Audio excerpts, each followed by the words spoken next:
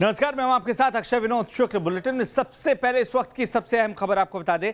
दिल्ली में अफवाह फैला रहे हैं कुछ लोग। अब अफवाह फैलाने वालों पर सख्त कार्रवाई होगी। ये किसी और का नहीं बल्कि पुलिस डिपार्टमेंट का कहना है। दिल्ली में शांति बरकरार है, लेकिन कुछ लोगों को ये शांति शायद पसंद नहीं आ रही है और यही वजह है कि वो लगातार ये कोशिश कर रहे हैं कि अफवाह फैलाई जा सके। कुछ इलाकों में तनाव की बात की खबर फैलाने की कोशिश कर रहे थे ये लोग, लेकिन पुलिस ने ऐसी किसी भी खबर पर पूर्ण विराम लगा दिया। ऐसी किसी भी अफवाह पर ध्यान नहीं देने की बात कही है।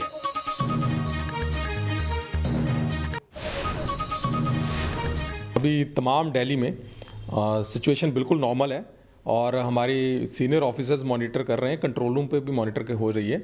और अभी कुछ कॉल्स आ रही हैं, कुछ पैनिक कॉल्स आ रही हैं, तो आपके माध्यम से मैं तमाम दिल्ली वासियों को कहना चाहूँगा कि सिचुएशन बिल्कुल नॉर्मल है। इस कॉल्स पे ध्यान ना दें और ख़ासकर अभी वेस्ट दिल्ली और साउथ ईस्ट दिल्ली, मदनपुर खादर और जौहरी गार्डन, हरिनगर, ख्याला की कुछ कॉल्स आई हैं। इस पे बिल्कुल ध्यान ना दें और इन पे हम कार्रवाई करेंगे। इन जगह पे सिचुएशन पूरी नॉर्मल है। पुलिस पूरा जो सिचुएशन है अंडर कंट्रोल है। आपके माध्यम से मैं तमाम दिल्ली वासियों को ये एश्योर करना चाहूँगा कि कहीं भी पैनिक करने की कोई ज़रूरत नहीं है। अगर इस तरह के कुछ anti social element panic calls करते हैं, उन पर दिल्ली पुलिस अलग से कार्रवाई करेगी। सोशल मीडिया की हम क्लोज मॉनिटरिंग कर रहे हैं। जैसे कि आपको मैंने पहले भी बताया है कि इन जो एंटी सोशल एलिमेंट्स हैं उनके खिलाफ हमने पहले भी एफआईआर दर्ज की है और भी एफआईआर दर्ज करेंगे।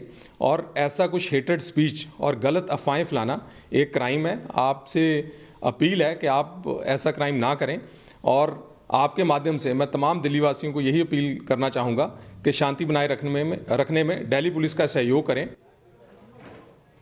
शांति बनाए रखने में दिल्ली पुलिस का सहयोग करें, अफवाहों पर बिल्कुल ध्यान ना दें। और इस खबर पर हमारे साथ हमारे सहयोगी मधुरेंद्र कुमार जुड़ चुके हैं, सीधे उनका रुख करेंगे। मधुरेंद्र, जहां एक और दिल्ली में शांति पसरी हुई है, वहीं दूसरी ओर कुछ लोगों को ये रास नहीं आ रही है। बड़ी साजिश की वो आती है।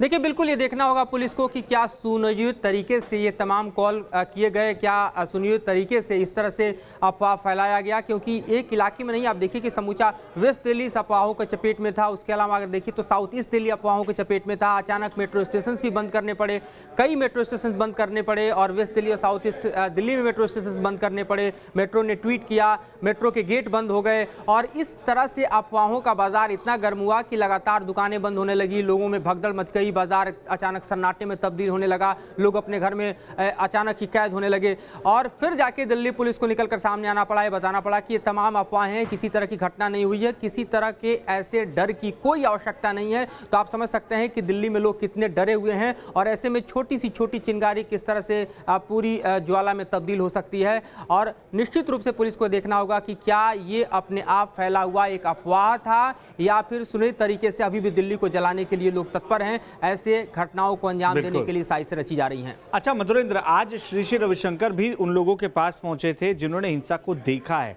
हिंसा में अपना सामान खोया है, अपनों को खो दिया है।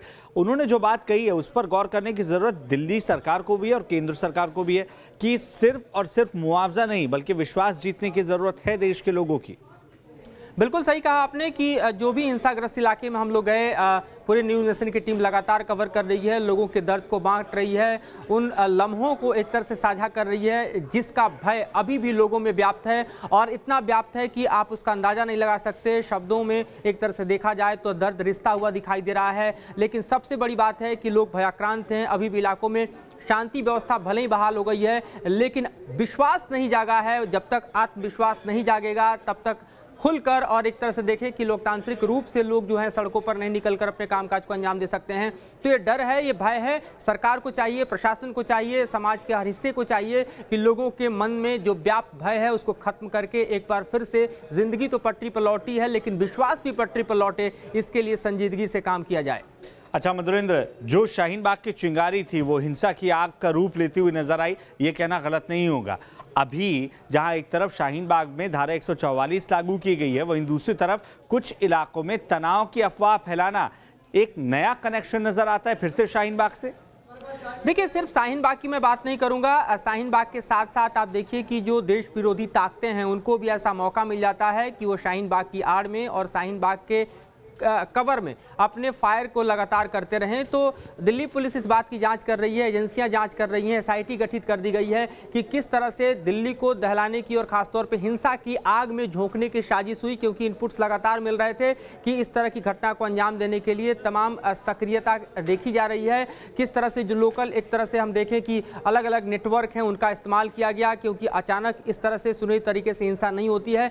लिहाजा इन तमाम चीज़ों को एक तरह से जांच एजेंसियां देख रही हैं कि कैसे शाहीन बाग की चिंगारी को लेकर नॉर्थ ईस्ट जला दिया गया, किस तरह से शाहीन बाग की चिंगारी को लेकर अब भी कोशिश की जा रही है कि देश के अलग अलग हिस्सों को जलाया जाए। देश विरोधी ताकतें किस तरह से इस सह में लगी हुई हैं। तो इन तमाम चीज़ों को जो एजेंसियां हैं वो देख रही हैं और वो बता पाएंगे अपनी रिपोर्ट में कि आखिरकार जो एक सीए को लेकर जो विरोध है उस विरोध की आड़ में देश को किस तरह से दहलाने की और देश को किस तरह से जलाने की साजिश रची गई और उसके पीछे कौन से लोग हैं। यानी गृह मंत्रालय का ये कहना कि साजिश के एंगल से भी इस हिंसा की जांच होगी, गलत नहीं है। बहुत बहुत शुक्रिया मधुरेंद्र तमाम जानकारी के लिए। तो दिल्ली में रहने वाले तमाम लोगों से, हिंदुस्तान में रहने वाले हर एक शख्स से दिल्ली पुलिस यही गुजारिश कर रही है कि अफवाहों पर आप कतई ध्यान ना दीजिए और साथ ही साथ अफवाह फैलाने से भी बचिए।